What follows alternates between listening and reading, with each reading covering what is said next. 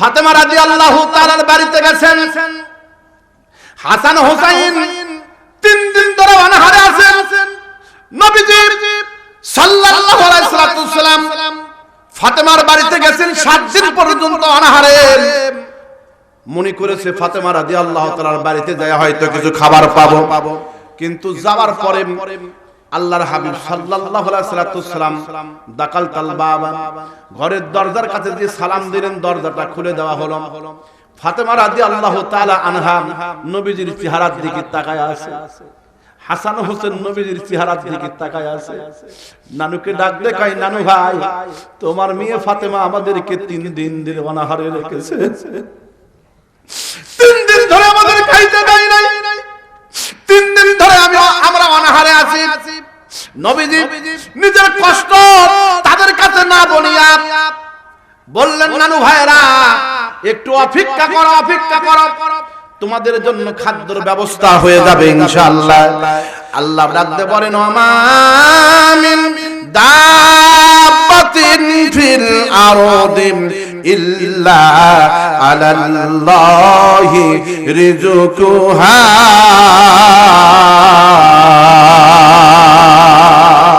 দুই হাত তুলে কোন আল্লাহু আকবার। একসাথে আর একটু জোরে বলেন, আর একটু মুসলমান জোরে বলেন, লিল্লাহি তাকবীর, লিল্লাহি তাকবীর। দেখেন চারদিক থেকে লোকেরা দৌড়ে দৌড়ে এসে মাহফিলে বসতেছে। এটা কোরআন শরীফের মুজিজা। চিৎকার দেখুন আল্লাহু আকবার। বাবারা গভীর মনোযোগ দিবেন। হাসান হুসাইন রাদিয়াল্লাহু তাআলা আনহুমা নানুর হাত ধরে বলেন, নানু ভাই,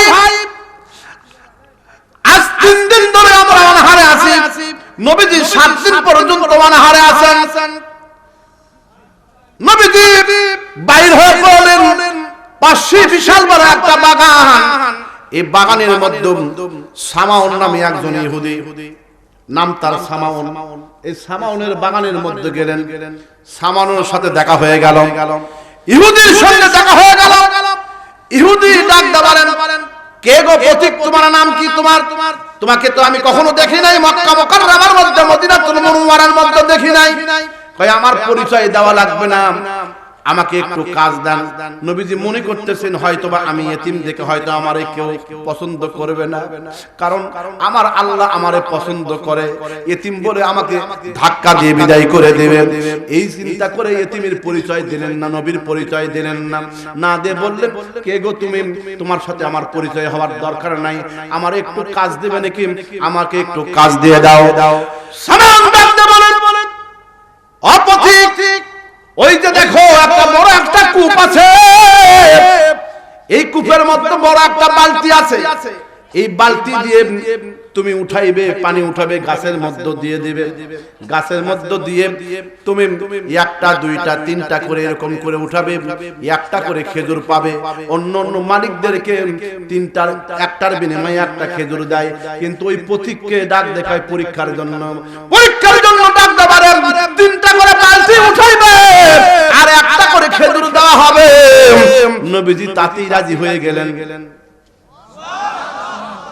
নবীজি তাতেই রাজি হয়ে গেলেন। যাকে দেখলে ক্ষুধা নিবারণ হয়ে যায়, যাকে দেখলে জাহান্নামের আগুন হারাম হয়ে যায়।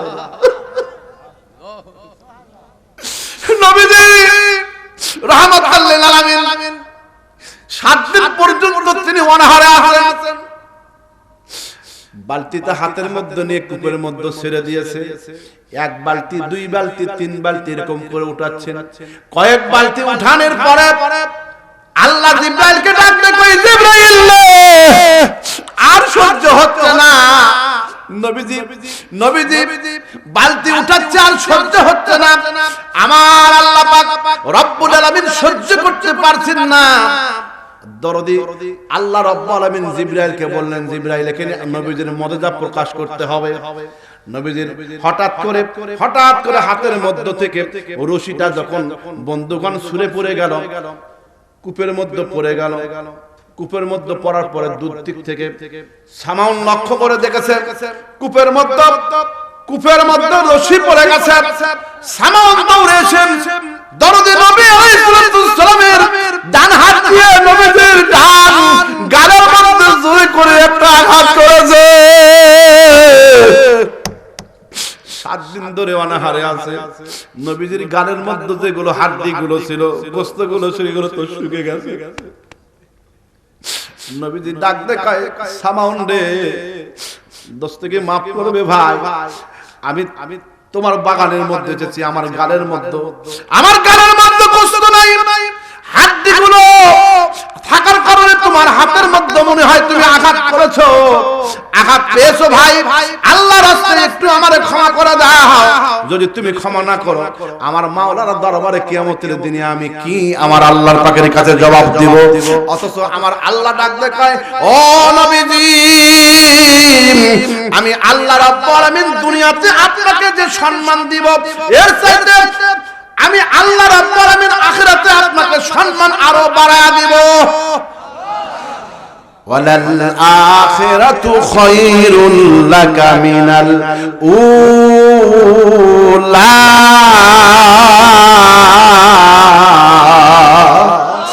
ওয়ালা সাওফা ইউতিকা রাব্বুকা ফাতারদা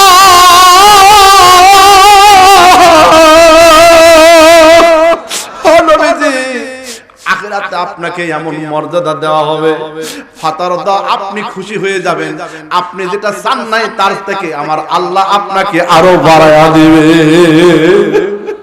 নবীজি আমার আল্লাহ রাব্বুল আলামিন নবীজিকে ডাকতে কয় নবী গো কিয়ামতের দিন যখন হবে আপনাকে যখন মাকামি মাহমুদ দান করা হবে এই মাকামি মাহমুদের মধ্যে আপনি যখন মাকামি মাহমুদের মধ্যে যখন আমাকে যখন কুদরতি কদমে একটা সিজদা লাগায়া দিবেন আর সিজদা দিয়ে যখন আমার কাছে বলবেন অমুক বান্দাদের অমুক উম্মতদের তুমি maaf করে দাও আমি আল্লাহ রাব্বুল আলামিন ওয়াদা করলাম আপনাকে খুশি করে আপনার উম্মতদের জান্নাত দান করব অনেক বড় একটা হাদিস এই দিকে গেলে বন্ধুগণ রাত ফজর হয়ে যাবে গভীর মনোযোগ দিবেন সামাউন হাত দিয়ে আঘাত করেছে অথচ সামাউনের কাছেই মাপ যাচ্ছে ক্ষমা করে দাও সামাউন কই আরবের মধ্যে সৌদি আরবের মধ্যে এত বড় মহান ব্যক্তি তো কেউ নাই যারে মারলাম সে আমাকে উল্টো করে মাপ চাচ্ছে কিছুক্ষণ পরে বুঝতে পারলেন হাতটা অবশ হয়ে যাচ্ছে জোরে কোন কি হচ্ছে আর একটু জোরে কোন আমার নূরের নবী মায়ার ছবি এতিম নবী মায়ার ছবি কোথায় রইলেন লুকা ইয়া দেখা দেন খাদান নবী গো একবার আসিয়া হায়রে দেখা দেন খাদান নবী গো একবার আসিয়া নূরের নবী মায়ার ছবি এতিম নবী মায়ার ছবি কোথায় রইলেন লুকা দেখা দেন খাদান নবী গো একবার আসিয়া জোরে দেখা দেন খাদান নবী গো একবার আসিয়া ও নবীজি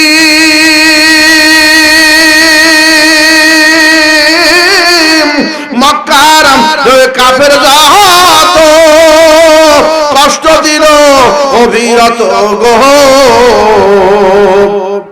কত জ্বালাতন করলো তারা কত জ্বালাতন করলো তারা দেখলো না কেউ ফিরিয়া রে দেখলো না কেউ ফিরিয়া দেখা দেন খাদান নবী গো একবার আসিয়া জোরে দয়ার নবী মায়ার ছবি নূরের নবী মায়ার ছবি কোথায় রইলেন লুকায়া খাদান নবী গো একবার আসিয়া হায়রে দেখা দেন কাদান নবী গো একবার আসিয়া ও নবীজি ওদের কথা স্মরণ হলে বুক ভেসে যায় নয়ন জলে কত কাফের পাথর মারলো কত কাফের পাথর মারলো দেখল না কেউ চাহিয়া দেখা দান নবী গো একবার আসিয়া দয়ার নবী মায়ার ছবি নূরের নবী মায়ার ছবি কোথায় রইলেন লুকা দেখা দান নবী গো একবার আসিয়া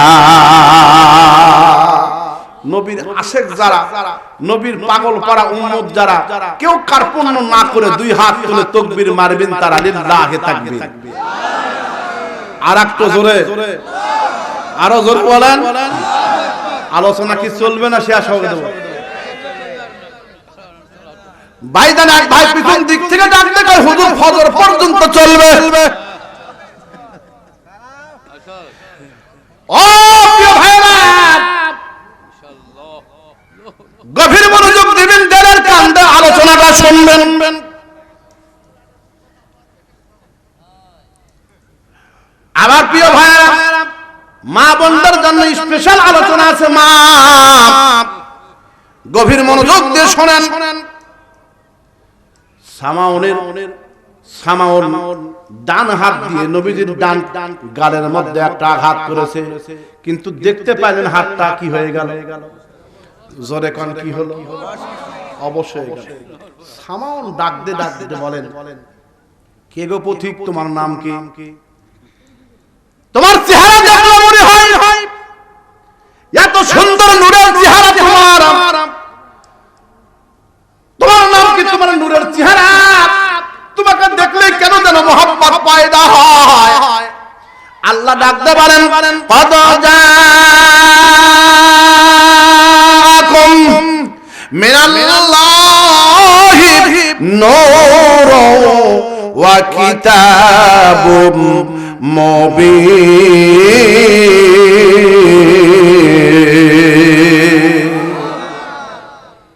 অবশ্যই আমার আল্লাহ পাকের পক্ষ থেকে নূর এসেছে ওয়া কিতাবুম মুবিন এবং তার সাথে আমার আল্লাহ পাক সুস্পষ্ট কিতাব নাজিল করেছেন আল কোরআন মারহাবা কোন সামাউনকে ডাকতে কই সামাউন কি হয়েছে বলো কই আমার হাতটা বেবস হয়ে গেল অবশ হয়ে গেল কেন হাতটা নড়াচড়া করতে পারতেছি না আল্লাহ ডাকতে বলে নবীজি আজকে আপনি আমার কাছে যা বলবেন আল্লাহ আমি রব্বুল আলামিন তাই শুনবো আস্তে আস্তে আর একটু জোরে কোন মুসা কালিমুল্লাহর দরবারে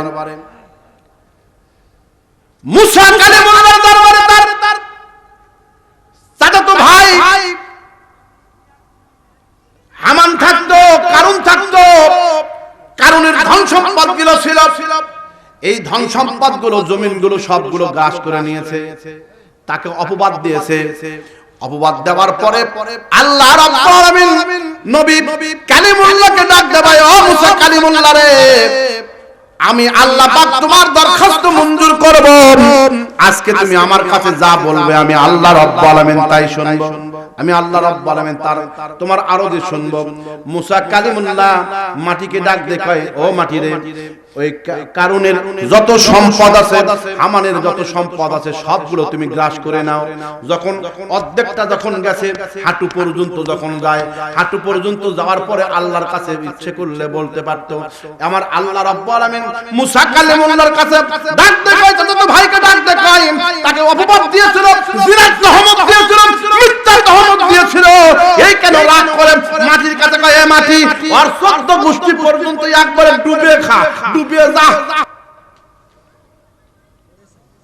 কত মারহাবা কোন বলতে দেরি মাটি তার ধন সম্পদ সহ তাকে সহ মাটি সমস্ত কিছু গ্রাস করে নিল। আল্লাহ মুসাকে ডাকতে কয়, মুসা রে, মাটিকে তোমাকে একদিন বলা হলো মাটিকে যা বলবে তাই শুনবে। যদি ওই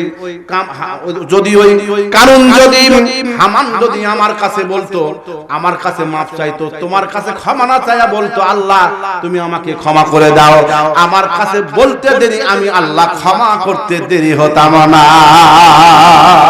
আমি আল্লাহ ক্ষমা করে দিতে দেরি করতাম না।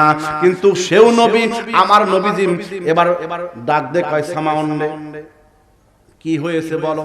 কয় আমার হাতটা অবশ হয়ে গেছে, আমি হাতটা নড়াচড়া করতে পারতেছি না।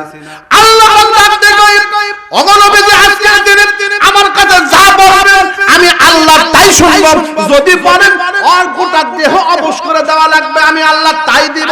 আপনাকে আঘাত করেছে, আমি আল্লাহ সহ্য করতে পারি নাই। আল্লাহ ডাকতে কয়, আমার আল্লাহ, আমি তো মুসা কালিমুল্লাহর মতো নই, আমি তো ঈসা রুহুল্লাহর মতো নই, আমি তো অমুক নবীর মতো নই, আমি তো আদম সফিউল্লাহর মতো নই, আমি হলাম হাবিবুল্লাহ।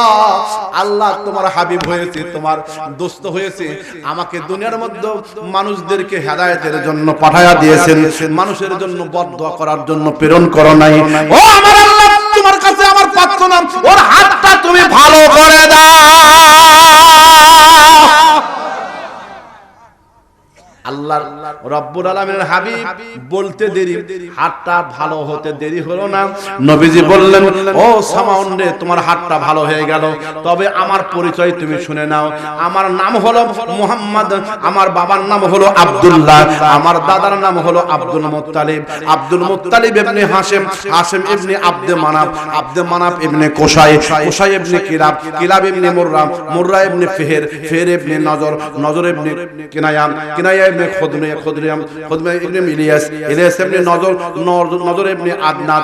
আমার বন্ধুগণ এইভাবে বলতে বলতে আদম আলাইহিস সালাতু সালাম পর্যন্ত গেছেন। চিৎকার দেখুন আল্লাহু আকবার।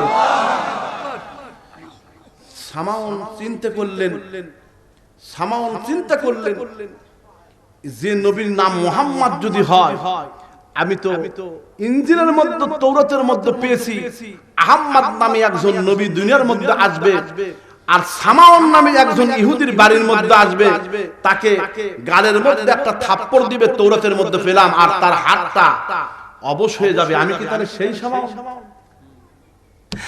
নবীজির সব পরিচয় পেলেন। আল্লাহ বান্দা বলেন, মুবাশশিরাম বিরাসূলিন ইয়াতি মিন বাদি ইসমুহু আহমদ। নবীরা সুসংবাদ দিলেন, আমার পরে পৃথিবীর মধ্যে এমন একজন নবী আসবে, এমন একজন রাসূল আসবে, আল্লাহ প্রেরণ করবে, যার নাম হবে মুহাম্মদ, যার নাম হবে আহমদ। আমি যদি সেই সামাউন হয়ে থাকি, তার গালের মধ্যে আঘাত করেছি, থাপ্পড় মেরেছি, তাহলে আমি দুর্ভাগ্য। এবার হাতটা বাড়ায়াতে বলেন, নবী গো, আপনাকে আমি সাক্ষ্য দিচ্ছি, আমারে আপনি কলেমা পড়ায়া দেন, আমি সাক্ষ্য দিচ্ছি, আশহাদু আল্লাহ, বলেন বলেন, আশহাদু আল্লাহ ইলাহা ইল্লাল্লাহু ওয়াহদাহু লা শারীকা লাহু ওয়া আশহাদু আন্না মুহাম্মাদান আবদুহু ওয়া রাসূলুহু। জোরে কোন আল্লাহু আকবার। আরো মুসলমান জোরে কোন আল্লাহু আকবার। আসলেই নবীজি শায়ের হয়ে গেছে। নবীজি যদি এই কথা শুনে, তাহলে মনটা তার খারাপ হবে না ভালো হবে? কথা কোন দেখা? কেউ যদি তাকে কবি বলে ডাক দেয়, শায়ের বলে ডাক দেয়, তাহলে মনটা ভালো হবে না খারাপ হবে? নবীজির মনটা খারাপ হয়ে গেল।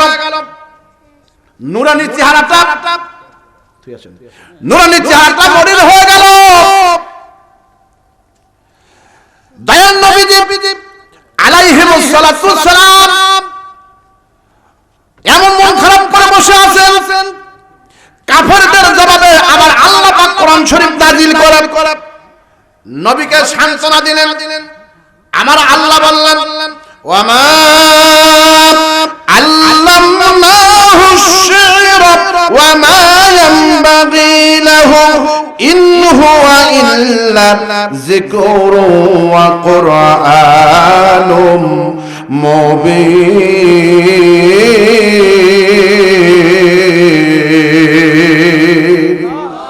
ও মুসলমান, দুই হাত তুলে বলেন আল্লাহু আকবার। আমি শিখাইনি তারে কবিতা লালিত, তার লাগি শিখা হবে না তো উচিত। সত্য সঠিক কোরআন এখানে বহিয়া এনেছে সাবধান বাণী। নবীজি যখন এই আয়াতে কারিমা তেলাওয়াত করলেন, আরবের বড় বড় যারা কবিতা বলতো তাদের কাছে কোরআন শরীফের আয়াতে তেলাওয়াত করে শুনাইলেন।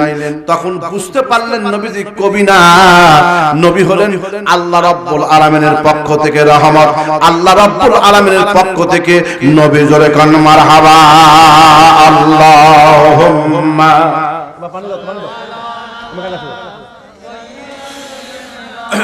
মাওলানা মুহাম্মদ ওয়া আলা আলি সাইয়্যিদ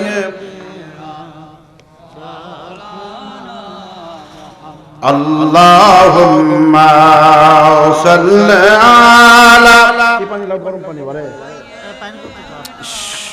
মাওলানা মুহাম্মদ ওয়া আলা আলি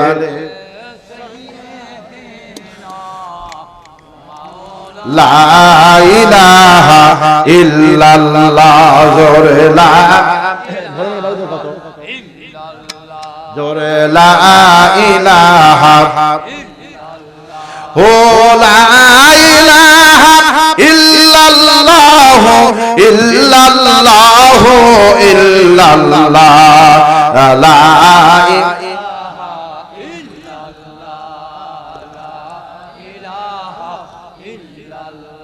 ও লা ইলাহা